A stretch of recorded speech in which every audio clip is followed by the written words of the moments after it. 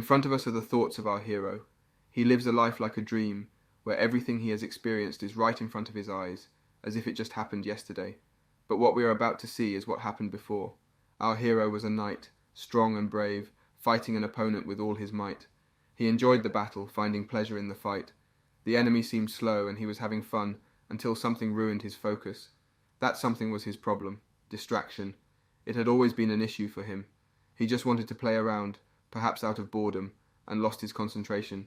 His armor, once strong, began to break after a powerful blow. It was frustrating because he expected it. Suddenly he was soaring through the air, facing a creature that resembled a serpent or even a dragon. Anger was another challenge for him. He got angry easily, and it affected his decisions. In that moment his anger drove him to strike at the serpent with his fists. It wasn't like him, but he enjoyed the feeling of strength surging through his body. Grabbing his sword, he beheaded the serpent.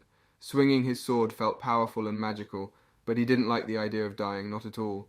You see, he had a secret, and in that moment he blinked his eyes open again. A woman stood before him. Did he dream her up? Was she really there?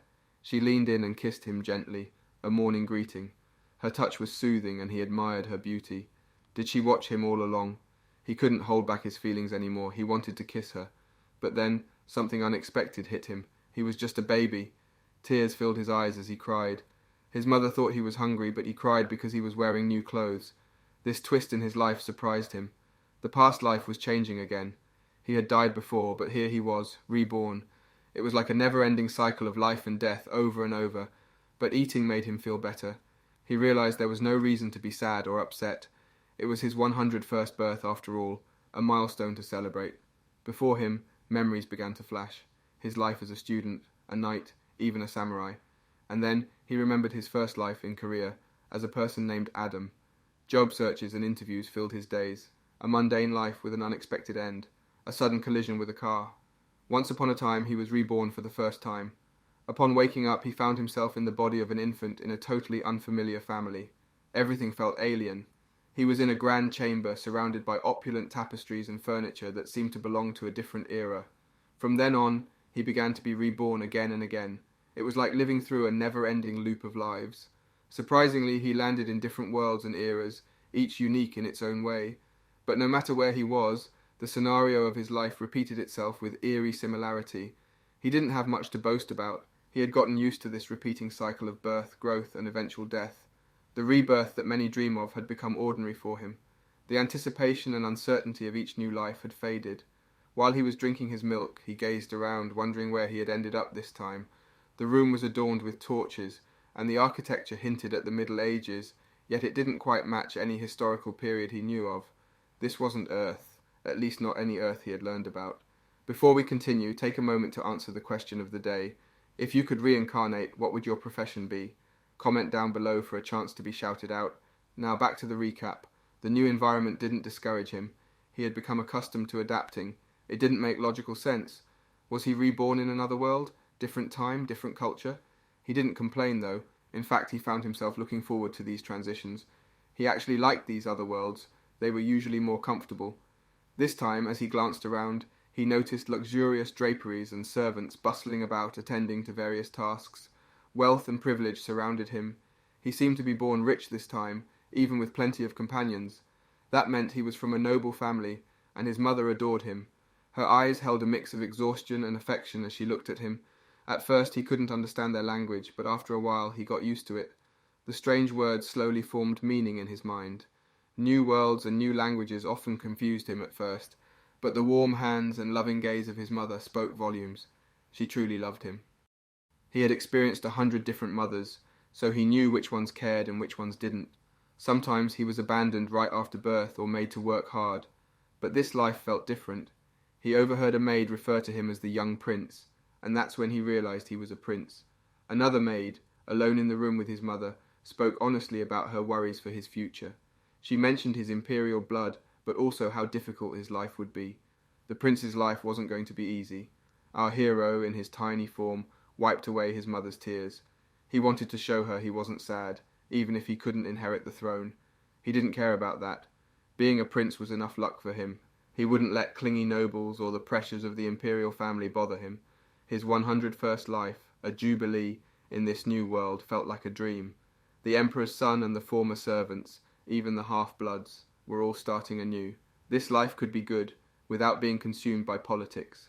He dreamt of eternal trips and hunting, of carefree fun and laughter, yet he lay in his bed, making baby sounds that brought joy to his mother. Even in his happiness she was a bit sad. She wished she could protect him from everything, making his life much better. Our hero heard these words of strength and pondered over them. He realized that having strength wouldn't harm anyone, but for him it had become a usual thing. He often felt like not having a rightful claim to the throne made him weak. He believed that if he was weak, no one would stand up for him or bother to protect him. He thought that people might even find a way to push him aside. Despite these thoughts, he held on to a different belief. He didn't consider himself worth worrying about because he had lived many lives as a warrior. 3 months later, while he was asleep and his mother woke him up, she noticed something incredible. His hair had transformed into a beautiful colour. A maid mentioned that the lady's carriage had already arrived. As everyone gathered, our hero felt a sense of joy. He had just experienced an exciting dream before being awakened. He hoped that the babysitter wouldn't rush to him immediately. Since he was a baby, there hadn't been a moment of peace, and he was tired of all the attention. While he was alone, he decided to check something crucial for his future. He hoped that the Emperor's blood carried some kind of ancestral power. If it did, he wanted to learn how to use it. He concentrated, gathering his power. He understood that strength ruled the world, and being strong meant no one would dare oppose you.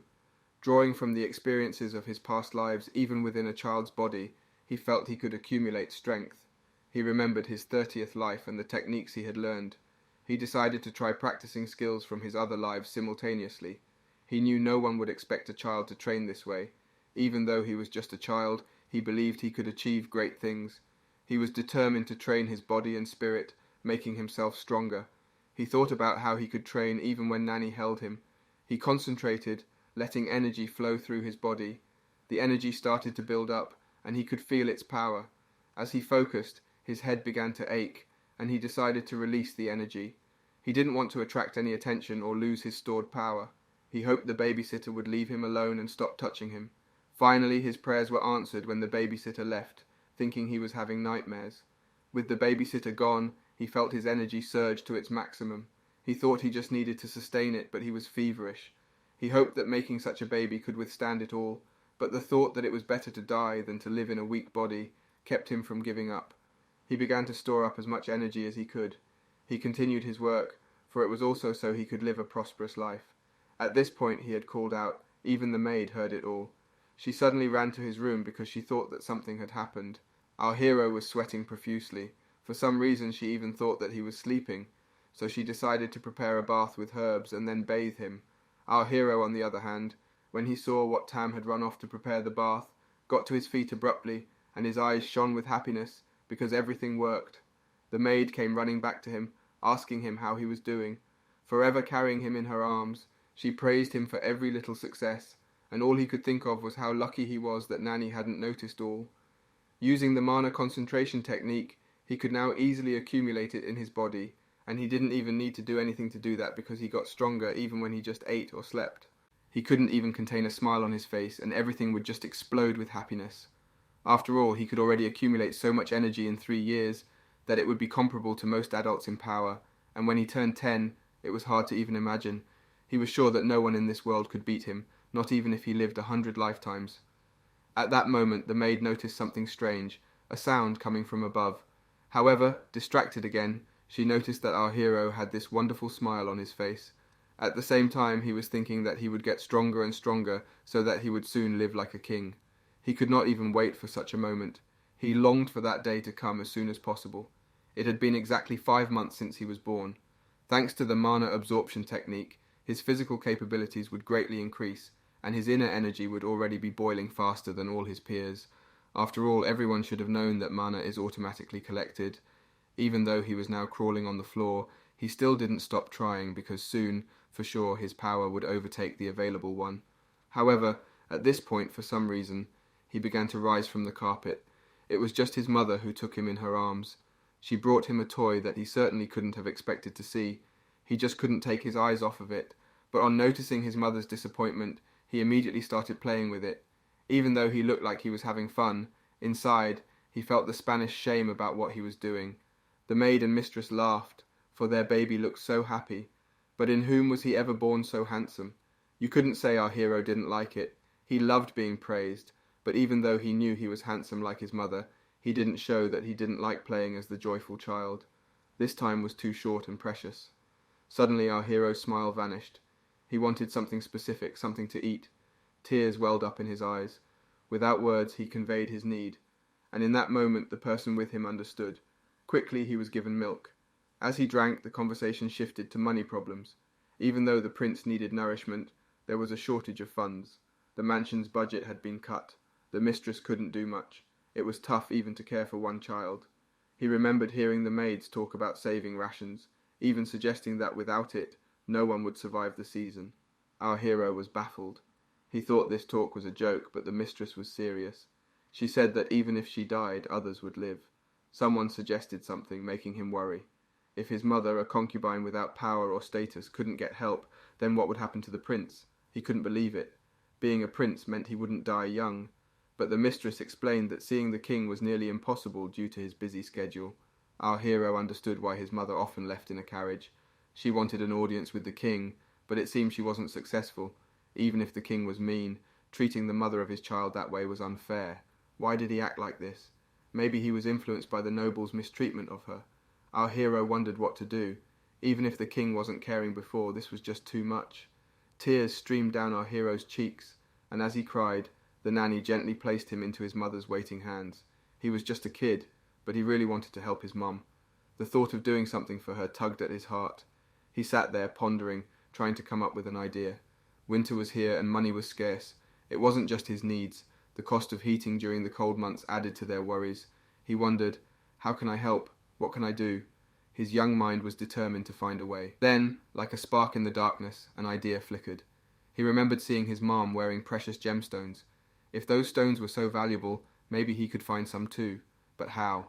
His legs were too short to venture outside. Another thought struck him. What if he could use his unique abilities? With a deep breath, he tapped into his power and felt himself lifting off. He could fly. His heart raced with anticipation. He knew that nobody had enough charcoal, and there was plenty in the fireplace. He had to be quick, his small hands reaching for the coal pile. But then, a new thought crossed his mind. He had to transform the coal into something valuable. Using his powers, he created heat and pressure, just like he had read about. He used up all his mana, pouring his energy into this task. He couldn't let the energy drain away. With each surge of energy, the coal transformed. It was a gamble, but he was determined to make his plan work. His mother's smile and happiness were all he cared about. The stove glowed, the temperature rising, and suddenly a dazzling diamond appeared amidst the flames. He had done it. He was sure it was just that the only thing left for him to do was to find a way to slip it in. He was glad that he had succeeded, so that the morning when Danny came to his room, he noticed it in my bed. She couldn't figure out how he got out of his bed, even though the bed was too high. Had our hero really spent all that night on the cold floor? She took him in her arms and noticed also that he was too dirty. It even seemed to her that it was because the palace had not been cleaned for a long time. They were very lucky that our hero had not frozen, and our hero thought that you needn't worry, for the most important thing is that his mother is all right. The babysitter noticed that our hero was holding something in his mouth. She asked what was in his mouth, for had he swallowed something. However, as soon as our hero opened his mouth, she saw he had a diamond. She did not know where he had found it, for had he really been lying on the floor? She could not understand it, because while you stubbornly she missed it, you could get a decent sum of money. She thought that just because of this they could get away, and for this not easy situation, she hugged our hero, saying that he was a real smart guy. It is most likely after this moment wagons with supplies poured into the palace. They received enough firewood to survive this winter, filled with groceries. In general, that very diamond was just at the most favourable price to cover 5 years of living expenses. But did they do the right thing? Because what if it belonged to someone that it simply could not be, for all the castle had been put up for nearly 100 years before the lady settled? Everyone thought it was a gift from God that was sent from heaven, for their prince mother was very happy, for she believed that it was, in fact, a gift from God. He would surely deliver her from all her worries. He imagined himself as an adult standing in front of his mother, but at that moment he was too young, for he had promised himself that he would open his eyes to everyone. It was thanks to all this diamond that the palace kept the fireplace warm all winter long. The mistress could not even eat most of the food alone, but the nannies told her not to think about anything because she just had to eat her fill. Everyone was glad to see them. Excitement filled the air as the new mates joined the group.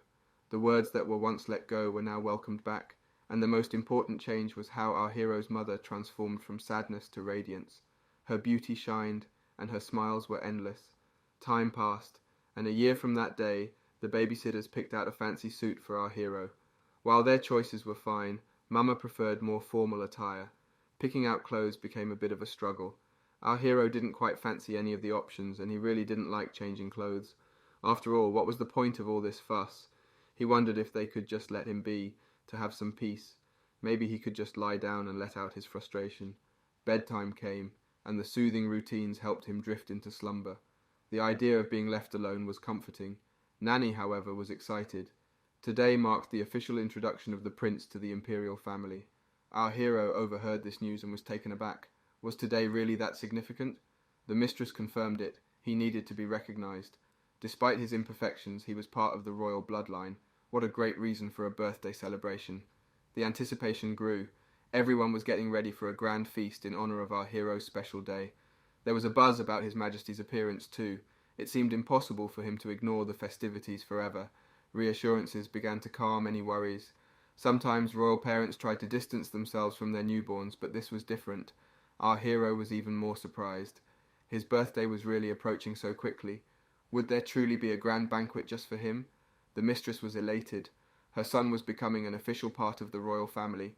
She knew that this was a significant step, and it filled her heart with joy. She was glad for the laws of the empire were on her son's side. Errol, on the other hand, was anxious, very anxious, but smiling at the same time. This could not make him not happy, however, whether all the other aristocrats would attend this banquet. He even wished at last to see his father, whom he had not seen since his birth. At the banquet, however, there were an incredible number of aristocrats, as well as people who ran errands. Our hero was incredibly curious how much money had been spent on all this. After all, even in spite of all this, everyone was incredibly dressed up. Is that the way everyone dresses for banquets? It's not that our hero didn't like it all, but he was a little confused by the new faces, because the prince had never seen so many people. His mother began to calm him down because everything was good, because he was the most important there. But the aristocrats had already started to look at him obliquely, but he did not pay attention to them because no one needed them. This, and where was his emperor, who was his father? He just wanted to look into his shameless eyes, for he was the one who never showed his nose after making a child. But it was at this time that he realized he didn't have to worry about it, because he just had to know what he looked like in case there was an inheritance tour. But soon after the banquet began, these people did arrive, the imperial family. Our hero immediately began to pull on his mother's dress, asking her with all his appearance, was it really the acting empress and her children? Yes, with all his appearance, he showed that she was the empress, and her children looked like her. And in the middle stood the eldest, most of all. Why were they all so serious? Because they all passed by his mother as if she didn't exist. She was the empress, but it seemed like she wasn't seen, not by the rest of the royal family. Despite everything that had happened, our hero's mother didn't take offence at the piggish behaviour of the nobles. Instead, she turned to our hero, concern in her eyes, and asked if something was bothering him. She reassured him that things would get better soon. As she smiled at him, he noticed her gaze shift. Following her eyes, he saw his father, radiating an incredible energy, walking by. The chattering nobles and servants hushed immediately. Everyone bowed their heads before his father, and even our hero could sense the power emanating from him instinctively. Was it his father's gaze or his mother's that held that power? He wished he had the ability to read others' thoughts after his rebirth, but alas, he couldn't. It would have been so helpful. As time passed, people gave him presents, and congratulations poured in. It was an honor for everyone to be around him. When the imperial family themselves came to congratulate him, their open attitude toward him and his mother was evident. Amidst all this, our hero couldn't shake off a lingering feeling. He felt the need to confront the arrogance of those who treated him and his mother poorly. He realized that everyone around him was wearing a facade, hiding their true selves beneath. He contemplated whether he should expose their hypocrisy with a shout, but he didn't want to embarrass his mother. Instead, he decided that the best course of action was to maintain his goody-goody image. Hypocrisy seemed to be the norm, unfortunately, and he just wanted to escape it all. Exhaustion gnawed at him, and he longed to doze off in his mother's comforting arms. Just then, he noticed a girl. She appeared to be one of the emperor's concubine's daughters. Even at her young age she held the title of mistress. However, the banquet eventually concluded. With the danger behind them, our hero and his mother let out a shared sigh of relief. But the story didn't stop there. The empress herself approached our hero's mother, praising their safe arrival. She credited her son, the heir to the throne, for their trouble-free journey. Our hero was puzzled, unsure why the empress would boast about her own son. Yet, as the empress continued speaking, it became clear that her intentions weren't purely complimentary. The empress spoke about how sweet and similar to his mother our hero was, but he didn't find much joy in her words. He suspected that she might have had a hand in their journey's success. The castle's finances hadn't suffered as much as expected, and the empress's sly smile as she departed only deepened his suspicions. The once grand castle now seemed to rely on desperate measures, like using knight's armour as firewood and dressing him in rags and scraps. Despite her veiled words, the empress wished our hero a long life and bid her farewell. It was then that the unexpected happened. The mistress of the castle spotted someone that left her stunned, the emperor himself. The emperor inquired if she had adjusted to life in the castle. She responded with a lie, a normal response given the circumstances. These words surprised our hero.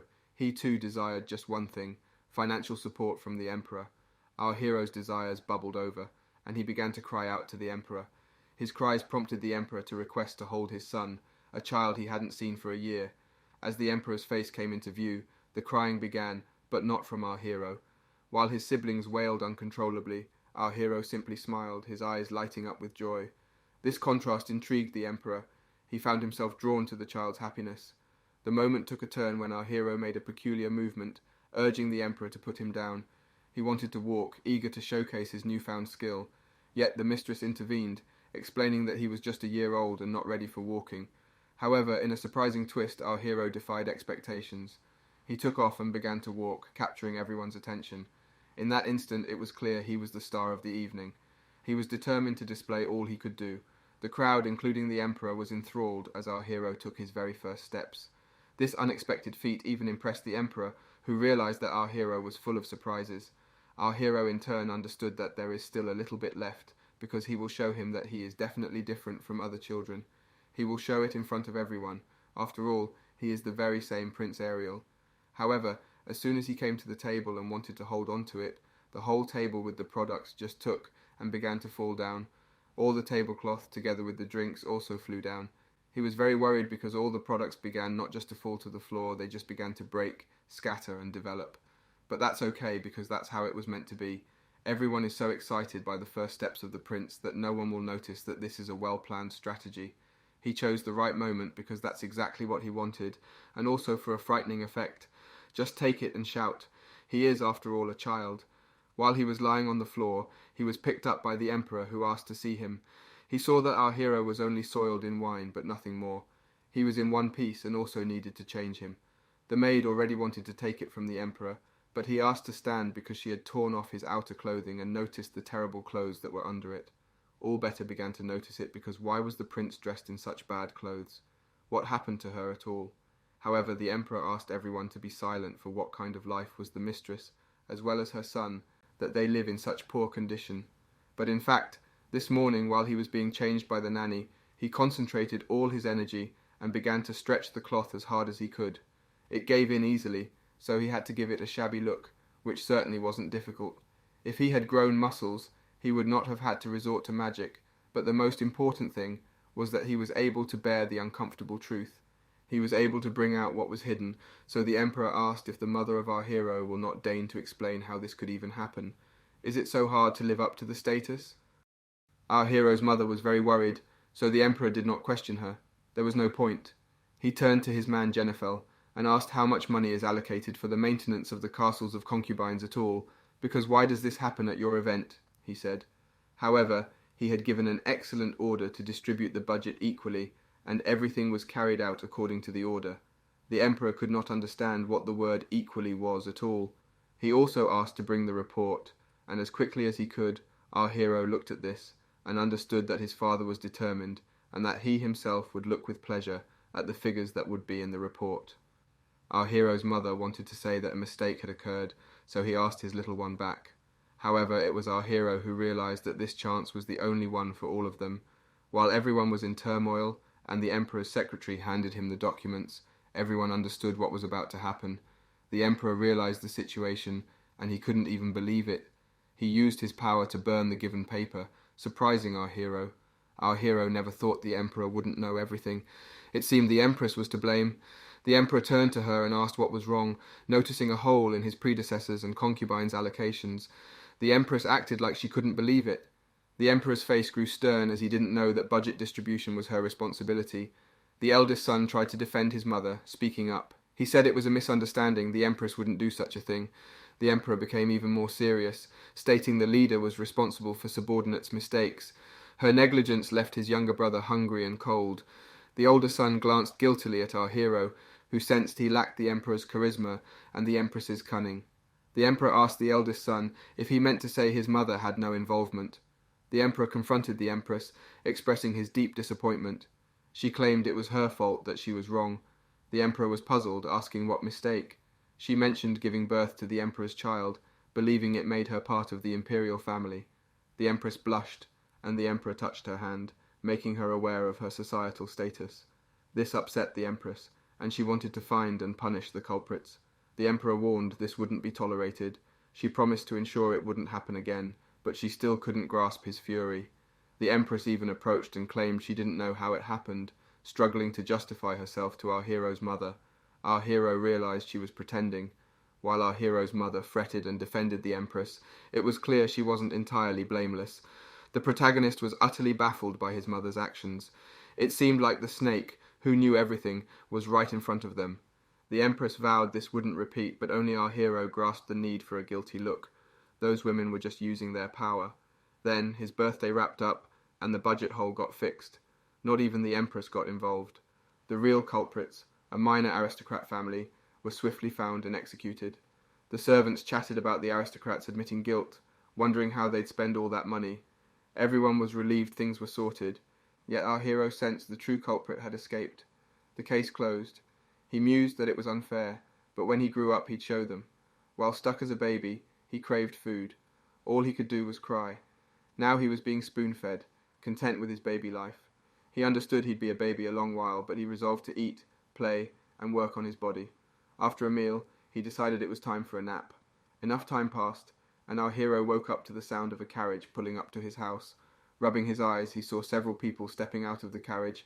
He squinted and realized he could see them better from up high, so he floated up to his window. His babysitter was fast asleep, unaware of the unfolding scene. He strained his ears and heard 3 sets of footsteps approaching his room.